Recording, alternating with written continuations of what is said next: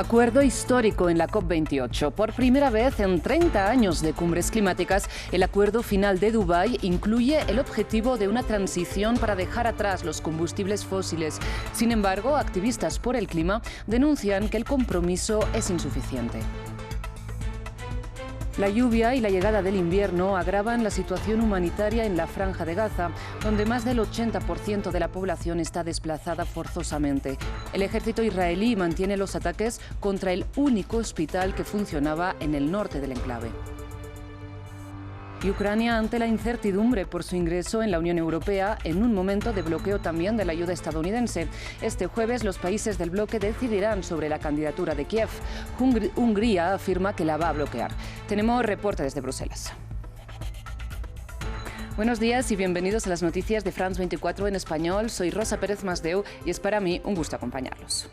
Iniciamos con la mirada puesta en Dubái porque la COP28 cerró un día más tarde de lo previsto, pero con un acuerdo histórico entre 200 países. Una declaración final que precisamente pone el foco en el tema que había bloqueado las negociaciones, los combustibles fósiles. Y es que el texto es histórico porque por primera vez en 30 años de cumbres climáticas hace referencia a la necesidad de emprender una transición para dejar atrás el petróleo, el gas y el carbón como fuentes de energía. Ovación general en Dubái tras el anuncio de un acuerdo.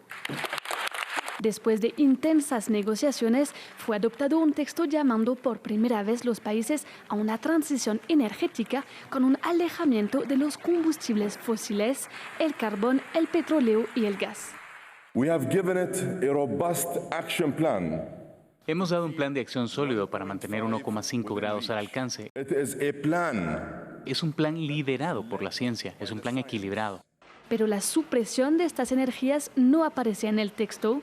Además, se ataca el uso de combustibles fósiles en la producción de energía, pero no en los procesos industriales. Los estados insulares, que podrían desaparecer con la subida de los océanos, denunciaron que se dio el martillazo final sin su presencia y un acuerdo insuficiente. Hemos hecho un avance incremental sobre lo habitual cuando lo que realmente necesitábamos era un cambio exponencial en nuestras acciones y nuestro apoyo. Otros, como Brasil, criticaron la falta de puntos sobre el financiamiento de la transición, pues los países del G20 son responsables de alrededor del 80% de las emisiones globales de gases de efecto invernadero. Es fundamental que los países desarrollados tomen iniciativas en la transición hacia el final de las energías fósiles y aporten los medios necesarios a los países en vía de desarrollo para aplicar sus medidas de mitigación y adaptación. Pese a todo, Estados Unidos celebró el pacto en tiempos de crisis. Todos aquí deberían estar contentos de que en un mundo en el que Ucrania y la guerra de Oriente Medio y todos los demás desafíos de un planeta se están fundando, este sea un momento en el que el multilateralismo realmente se ha unido. Washington y Beijing también se dieron crédito por intervenir para el avance del texto que finalmente cerró la cumbre. Sin embargo, como decíamos, activistas climáticos denuncian que lo pactado, es decir, transitar para dejar atrás los combustibles fósiles, es un objetivo insuficiente frente a la magnitud de la crisis. Recordemos que la quema de combustibles fósiles causa más del 60% de las emisiones de efecto invernadero. Es histórica la forma en que ha puesto de relieve los combustibles fósiles, la causa principal de la crisis climática, pero al mismo tiempo no va lo suficientemente lejos al pedir una eliminación gradual clara de los combustibles fósiles. Solo dice una transición y deja muchas lagunas para que la industria de los combustibles fósiles siga dependiendo de tecnologías no probadas. Lo que nos falta es financiación, que se necesita enormemente para ayudar a los países en desarrollo a abandonar los combustibles fósiles.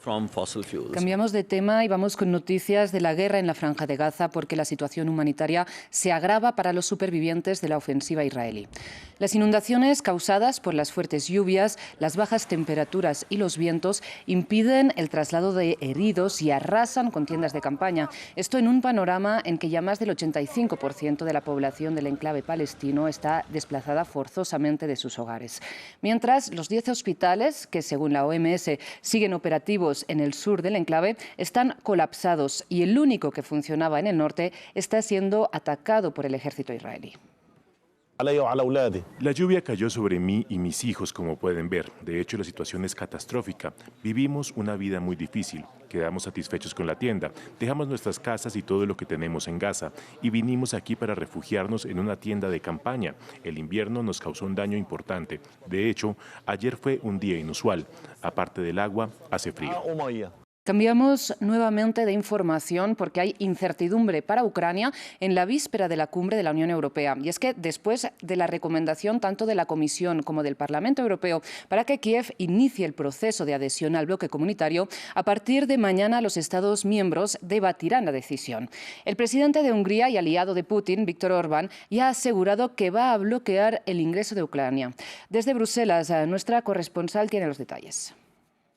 La última cumbre de líderes europeos del año se prevé una de las más complicadas, en que Ucrania será uno de los puntos principales de la agenda. Los líderes europeos tendrán que acordar una nueva reforma del presupuesto europeo en la que se incluye una nueva partida adicional de ayuda a Ucrania de 50.000 millones de euros. Además, se prevé la apertura de negociaciones con Ucrania para que en el futuro pueda entrar en la Unión Europea. En ambos casos se requiere unanimidad, pero el primer ministro de Hungría, Viktor Orbán, lo bloquea porque asegura que la Comisión Europea debe liberar los fondos que ahora mismo están congelados por la falta de avances en el Estado de Derecho por parte de Hungría. El presidente de Ucrania, Volodymyr Zelensky, asegura que Orbán no tiene ninguna razón para seguir bloqueando la apertura de las negociaciones, mientras la Unión Europea asegura que quiere enviar un fuerte mensaje de unidad y también de apoyo inquebrantable a Ucrania,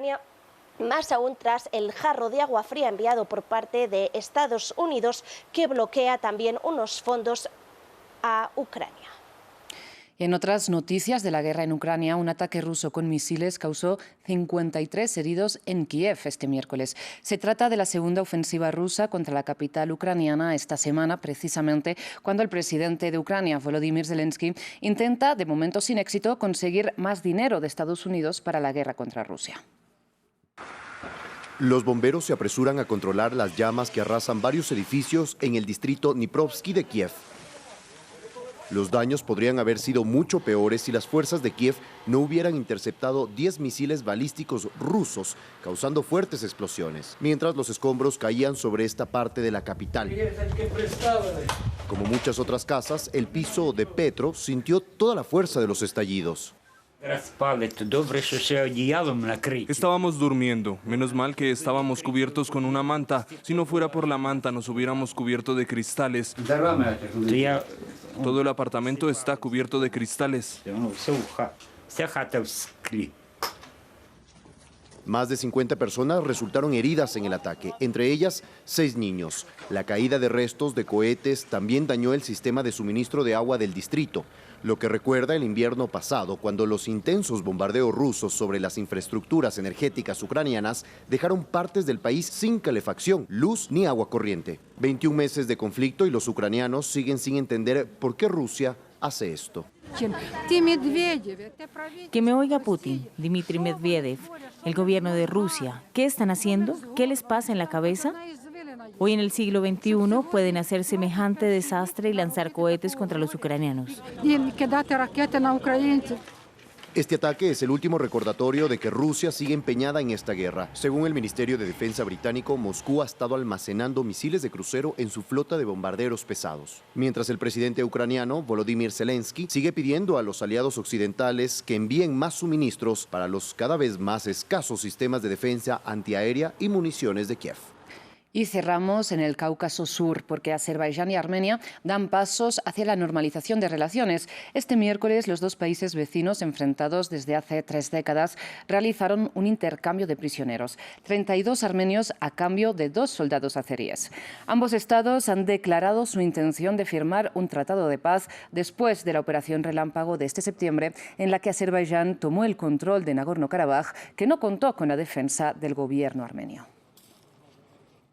Muchísimas gracias por su atención. Llegamos así al final de esta edición, pero enseguida regresamos.